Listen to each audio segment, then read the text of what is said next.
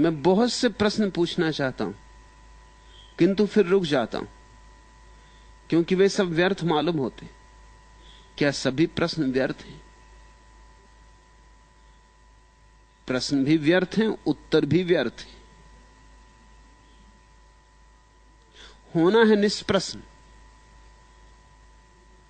पहुंचना है ऐसी जगह जहां न प्रश्न बचे न उत्तर बचे, क्योंकि प्रश्न भी विचार है और उत्तर भी विचार है। होना है शून्य, होना है निशब्द। वहां ना कोई प्रश्न उठेगा ना कोई विचार उठेगा, न कोई उत्तर पे पकड़ रह जाएगी। ऐसी दशा में ही साक्षात्कार होता है। इसलिए समाधि ना तो हिंदू होती, ना मुसलमान होती, ना ईसाई होती। विचार हिंदू होते हैं, ईसाई होते हैं, मुसलमान होते हैं, हजार ढंग के होते हैं। विचार सब ढंग ढंग के होते हैं। समाधि का तो एक ही रंग होता है, शून्यता। हिंदू भी चुप हो जाएगा तो वहीं पहुंच जाएगा जहां मुसलमान चुप होकर पहुंचेगा। स्त्री चुप होगी तो वहीं पहुंच जाएगी जहां पुरुष चुप होकर पहुंचेगा। लेकिन अगर बोलेंगे तो भेद पड़ जाएंगे, तो भिन्नता आ जाएगी। अच्छा ही होता है कि तुम्हें दिखाई पड़ जाता है कि सारे प्रश्न व्यर्थ हैं, फिर भी उठते हैं। प्रश्न ऐसे ही मन में लगते हैं जैसे पत्ते वृक्षों में लगते हैं। मन का स्वभाव है प्रश्न करना। मन प्रश्नों के सहारे जिंदा रहता है। मन को उत्तर में उत्सुकता नहीं है, ख्याल रखना, ध्यान रखना।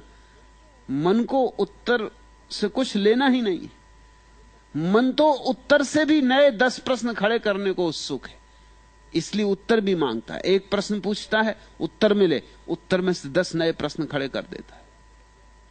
पूछेगा परमात्मा ने बनाया जगत को? सच में परमात्मा ने जगत को बनाया? और ऐसा लगता है कि बड़ी श्रद्धा से, बड़ी निष्ठा से पूछ रहा है। कहो कि हां परमात्मा ने जगत को बनाया, और 10 प्रश्न खड़े हो जाते हैं। क्यों बनाया? फिर ऐसा ही क्यों बनाया? फिर इतना दुख क्यों बनाया? ये कैसा अन्याय हो रहा है? फिर कोई गरीब और अमीर क्यों बनाया? फिर कोई सुखी और दुखी, और कोई सोने की चम्मच मुंह में लेकर पैदा हो रहा है, और कोई दाने दाने को मुहताज है। फिर ऐसा क्यों किया? फिर पाप क्यों बनाया जगत में? फिर आदमी को ऐसा क्यों बनाया कि वो पाप कर सके? फिर उसे पुण्य ही करने की क्षमता क्यों ना दी? अब उठना शुरू हुआ, अब कोई अंत नहीं होगा। इसलिए बुद्ध जैसे ज्ञानी ने पहले ही प्रश्न पर रोक देना चाहा। पूछो बुद्ध से ईश्वर है? बुद्ध कहते हैं ये प्रश्न किसी काम का नहीं। इससे न निर्वाण होगा, न समाधि लगेगी, न शांति मिलेगी। इससे तुम्हारे चित्त की चिकित्सा नहीं हो सकती। इसे हटाओ, ये किसी काम का नहीं। बुद्ध जानते कि इसका उत्तर दिया कि तुम 10 प्रश्न ले आओगे। प्रश्नों की संतति बढ़ती ही चली जाती। प्रश्न मन उठाता क्यों है? यह असली प्रश्न से बचने की तरकीब है। असली प्रश्न तो एक है, मैं कौन? मगर वो मन नहीं उठाता। वो कहता है संसार क्या है, संसार में दुख क्यों है, संसार को किसने बनाया, क्यों बनाया, अंत क्या है, लक्ष्य क्या है। 1000 प्रश्न उठाता है, एक प्रश्न नहीं उठाता कि मैं कौन। महर्षि रमन के पास जब भी कोई जाता था, कोई भी प्रश्न लेके जाए, वो कहते छोड़ो, ये असली प्रश्न पूछो। लोगों की समझ में ही ना आता कि असली प्रश्न क्या है, तो लोग पूछते आप ही बता दें असली प्रश्न क्या। तो वो तो एक ही प्रश्न था असली, मैं कौन। तो लोग कहते चलो यही पूछते हैं कि मैं कौन हूं। तो वो कहते मुझसे मत पूछो, असली प्रश्न दूसरे से नहीं पूछा जा सकता। आंखें बंद करो, दोहराओ भीतर कि मैं कौन। झूठे प्रश्न दूसरे से पूछे जा सकते, झूठे ही हैं, किसी से भी पूछ लिए। असली प्रश्न तो अपने से ही पूछा जा सकता है, अपने ही अंतरतम में गुंजाना होता है, अपने ही भीतर और भीतर और भीतर खोदते जाना होता है। एक सवाल है कि क्या ख्याल है सच और क्या झूठ है वास्तव। एक और सवाल है कि क्या बवाल है बर्दाश्त करना और क्या चोट पहुंचाना, खत्म करना है बवालों को। एक और सवाल है कि पहले और दूसरे सवालों में से कौन सा है पहला। क्या ये दोनों ही सवाल न पहले हैं न दूसरे? ये सवाल ही नहीं है, हमारी कमजोरी है, हमारी बेईमानी है, हमारी चोरी है। किस बात की चोरी? हम असली सवाल को छिपा रहे हैं धुआं उठा के। हजार सवालों का जाल खड़ा करके हम असली सवाल को भुला रहे हैं। हम अपने को उलझा रखना चाहते ताकि असली सवाल न पूछना पड़े। असली सवाल पीड़ादायी है, भाले की तरह चुभेगा छाती में जब पूछोगे मैं कौन। क्योंकि तुमने तो मान ही लिया है कि तुम्हें पता है। हर एक मान के बैठा है कि मुझे पता है कि मैं कौन हूं। यह भी कोई पूछने की बात है? तुम तो जानते ही हो तुम्हारा नाम, पता, ठिकाना। और क्या चाहिए? तुम्हें पता है तुम गोरे हो कि काले हो, हिंदू हो कि मुसलमान हो, हिंदुस्तानी कि पाकिस्तानी। तुम्हें सब पता है, तुम्हारे पिता का नाम, पिता के पिता का नाम, तुम्हारा घर, सब तुम्हें पता है, तुम्हारा धंधा, तुम्हारी शिक्षा दीक्षा, सब तुम्हें पता। और क्या चाहिए? और इसमें से कुछ भी तुम नहीं हो। ना तो तुम्हारी शिक्षा तुम हो, ना तुम्हारी दीक्षा तुम हो, ना तुम्हारी संस्कृति, ना तुम्हारी सभ्यता, ना तुम्हारा समाज। तुम इस सब से अतीत हो, इस सब के पार हो।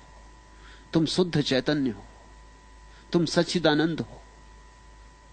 उसे किसी विशेषण में बांधा नहीं जा सकता। तुम तो दर्पण हो। इस दर्पण में जो प्रतिबिंब बनते हैं वे प्रतिबिंब तुम नहीं हो। और जितनी चीजों को तुमने समझ रखा है कि यह मैं हूं, ये सब प्रतिबिंब है। अभी दर्पण की तुम्हें पहचान ही नहीं आई। जब तुम दर्पण को जानोगे, पहचानोगे, चकित हो जाओगे,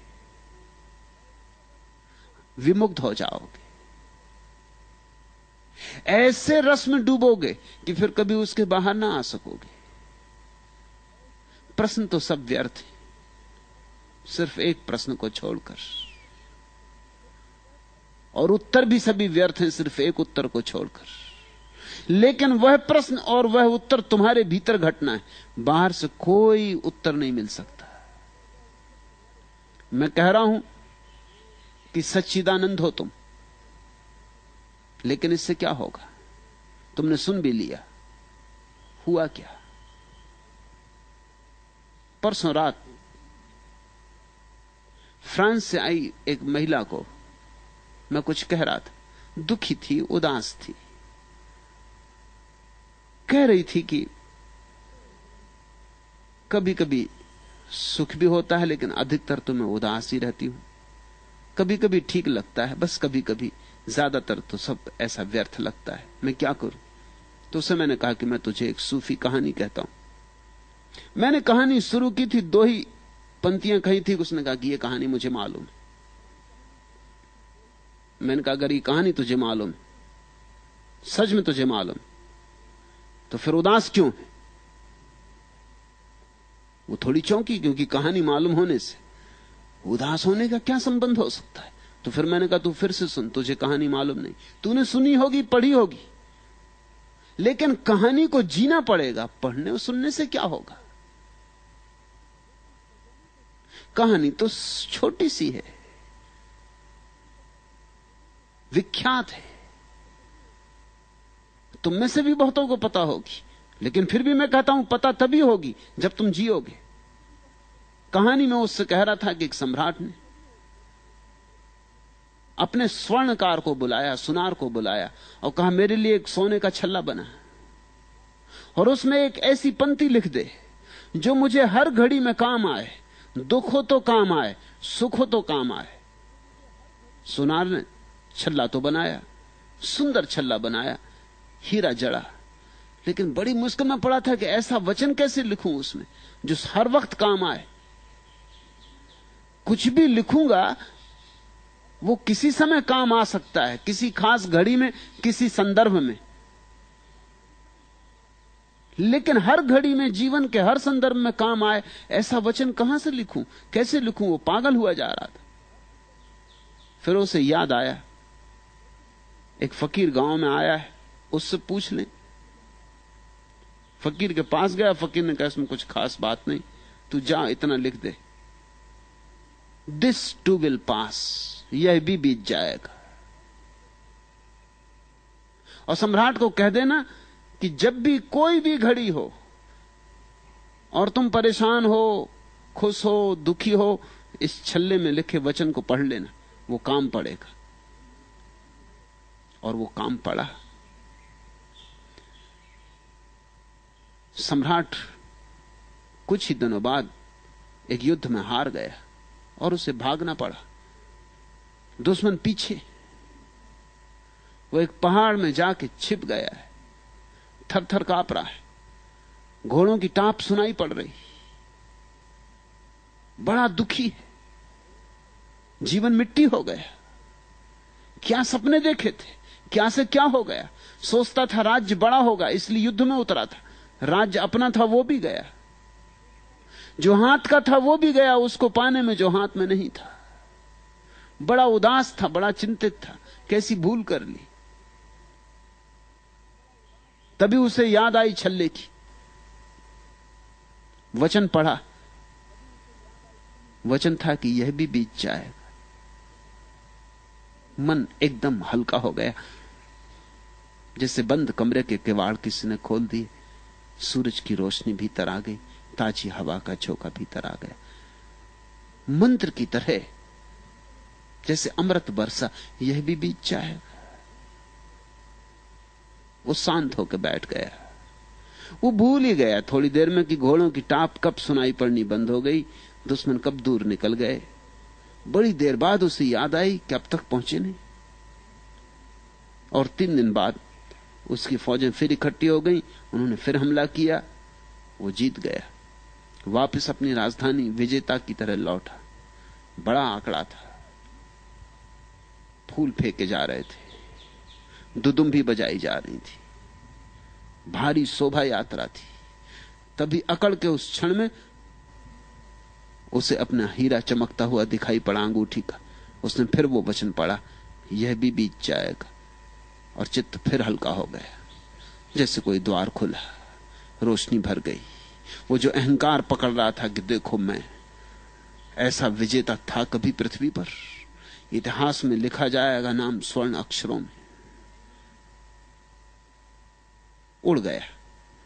जैसे सुबह सूरज उगे और घास पे पड़ी ओस की बूंद उड़ जाए, ऐसा वो अहंकार उड़ गया, हल्का हो गया। फिर वही शांति आ गई। मैं उस महिला को कह रहा था ये कहानी, मैंने आधी ही कही थी। उसने कहा कि मुझे ये कहानी मालूम है। मैंने कहा नहीं मालूम है। उसने कहा मुझे मालूम है। मैंने कहा नहीं मालूम है। अगर मालूम है तो जो तूने प्रश्न उठाया वो उठाना नहीं था। दुख आता है, जानो कि बीत जाएगा, यहां सभी बीत जाता है। सुख आता है, बीत जाता है। न दुख में टूटो, न सुख में अकड़ो, न दुख में उदास हो जाओ, न सुख में फूल जाओ, कुप्पा हो जाओ। सब आता है, सब जाता है। पानी की धार है, गंगा बहती रहती। यहां कुछ स्थिर नहीं। यहां साक्षी के अतिरिक्त और कुछ भी स्थिर नहीं। यहां देखने वाला भर बचता है और सब बीत जाता है। सुख भी बीत जाता है, दुख भी बीत जाता है। लेकिन जो दुख को जानता, सुख को जानता, वह जानने वाला कभी नहीं बीतता। वह अनबीता, सदा स्थिर। उसी की तलाश करनी है। उसको ही जिस दिन पहचान लोगे, जानना कि उत्तर मिला इस प्रश्न का कि मैं कौन हूं, और यही एकमात्र सार्थक प्रश्न है और यही एकमात्र सार्थक खोज है।